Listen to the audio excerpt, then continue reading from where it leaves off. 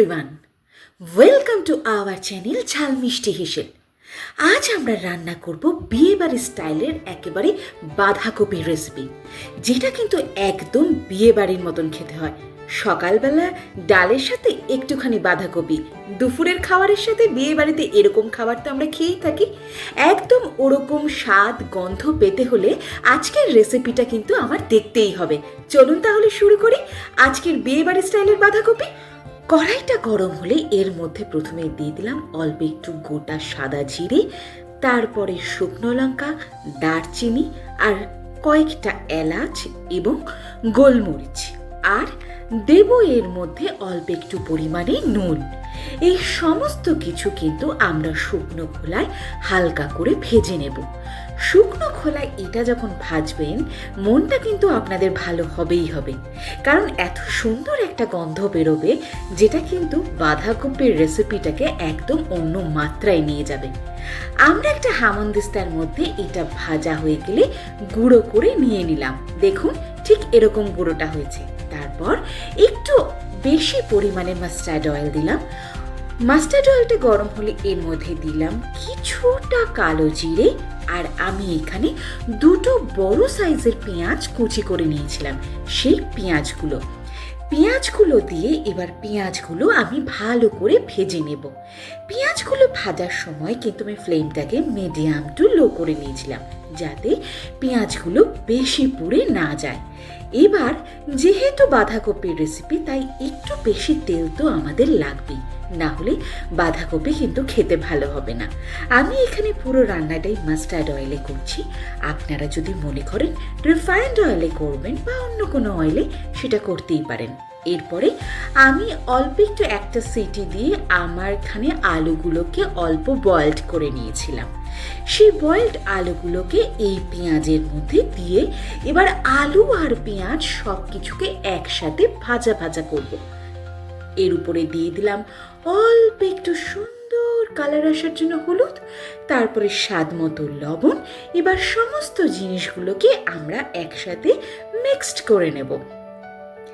এই রান্নাটা কিন্তু এক রকম ভাবে বিয়ে বাড়ি যেরকম আমরা খাই দুপুরবেলায়, সেরকমই খেতে হবে। একটিবার বাড়িতে বানিয়ে দেখবেন, চেটে পুটে খাবেন। তারপরে দিয়ে দিলাম এর মধ্যে আমি এখানে দুটো বড় সাইজের টমেটো লম্বা লম্বা করে কেটে নিয়েছিলাম। ঠিক এভাবেই কিন্তু টমেটোগুলোকে কাটতে হবে, তাহলে কিন্তু স্বাদ অনেক অন্যরকম হবে। আমাদের রান্নায় বিভিন্ন সবজিতে আমরা বিভিন্ন রকম ভাবে সবজি কাটি। এটা কিন্তু পুরোটাই স্বাদের উপর ডিপেন্ড করে।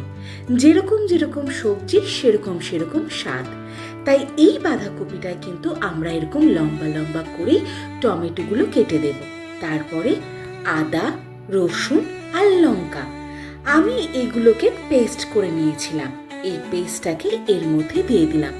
পেস্টের মধ্যে আমি একটু জল দিয়ে পেস্ট করেছিলাম, তাই একটু জল জল ব্যাপার আছে। এবার পুরো জিনিসটাকে আমরা একটু ফ্রাই করব, যাতে জলটা কেটে যায়। এরকম সব রকম যে রসুন আদা সব কাঁচা গন্ধগুলো যাতে কেটে গিয়ে ভালো একটা সুন্দর গন্ধ বেরোতে পারে আমাদের রান্না থেকে, সেই জন্য আমরা এটাকে ভালো করে ফ্রাই করব। এবার এর মধ্যে ভালো করে জলটা কেটে গেলে, সেই কাঁচা গন্ধগুলো কেটে গেলে, বাঁধাকপিটাকে আমি দুটো সিটি দিয়ে নিয়েছিলাম প্রেসার কুকারে, সেই বাঁধাকপিটা দিয়ে দিলাম। আমি প্রেসার কুকারে এই জন্যই সিটি দিয়েছিলাম, কারণ বাঁধাকপি একটু কচকচ করে এবং বাঁধাকপিতে গ্যাস হতে পারে। তাই সিটি দিয়ে নিলে গ্যাসের ভয়ও থাকে না, অম্বলের ভয়ও থাকে না, আর ওই খাওয়ার সময় কচকচ করবে সে ভয়টাও কিন্তু থাকে না। খুব সুন্দরভাবে মেল্ট হয়ে যায়। এবার সমস্ত জিনিসগুলোকে ভালো করে মিশিয়ে নিলাম বাঁধাকপির সাথে। তারপরে দিয়ে দিলাম অল্প একটু পরিমাণে চিনি। বাঁধাকপিতে কিন্তু একটু চিনি বেশিই লাগে। আপনারা যদি কেউ মনে করেন বাঁধাকপিটা একটু ঝাল ঝাল খাবেন, তাহলে কিন্তু চিনিটা অল্প কম দিয়ে একটু ঝাল ঝাল খেতেই পারেন। কিন্তু আমার বাঁধাকপিটা একটু মিষ্টি মিষ্টি একটু ঝাল ঝাল খেতে ভালো লাগে, তাই একটু চিনির পরিমাণটা বেশি দিয়েছি। এবার সব কিছুকে আমরা বেশিক্ষণ ধরে একটু ফ্রাই করার চেষ্টা করব। অবশ্যই গ্যাসের ফ্লেমটাকে কিন্তু একদম মিডিয়াম টু লো করে নেব, না হলে কিন্তু পুড়ে যাওয়ার বা লেগে যাওয়ার একটা বিরাট সম্ভাবনা থেকে থাকে। তাহলে কিন্তু আমাদের এত সুন্দর রেসিপিটা খেতে বসে খাওয়ারটাই মাটি হয়ে যাবে। আমাদের বাঁধাকপিটা কিন্তু গ্রেভি বা শুকনো শুকনো ভাজা ভাজা হয়ে গেছে। এবার যে মশলাটা প্রথমে আমরা গুঁড়ো করে রেখেছিলাম সেই মশলাটা দিয়ে দিলাম।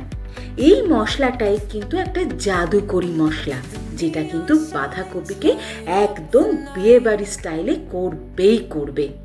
একটিবার এইরকমভাবে বাঁধাকপিটা বাড়িতে করে খেয়ে দেখবেন, দারুণ লাগবে, একেবারে মুখ ছেড়ে যাবে, মন ভরে যাবে। তারপরে দিয়ে দিলাম অল্প একটু ধনেপাতা কুচি। ধনেপাতা কিন্তু যে কোনো রান্নার স্বাদটাকে অনেকটাই বাড়িয়ে দেয়। ধনেপাতা কুচি দিয়ে কিন্তু আমাদের রেডি হয়ে গেল আজকের বিয়েবাড়ি স্টাইলের বাঁধাকপি। ভালো লাগলে সাবস্ক্রাইব করবেন। Bye bye.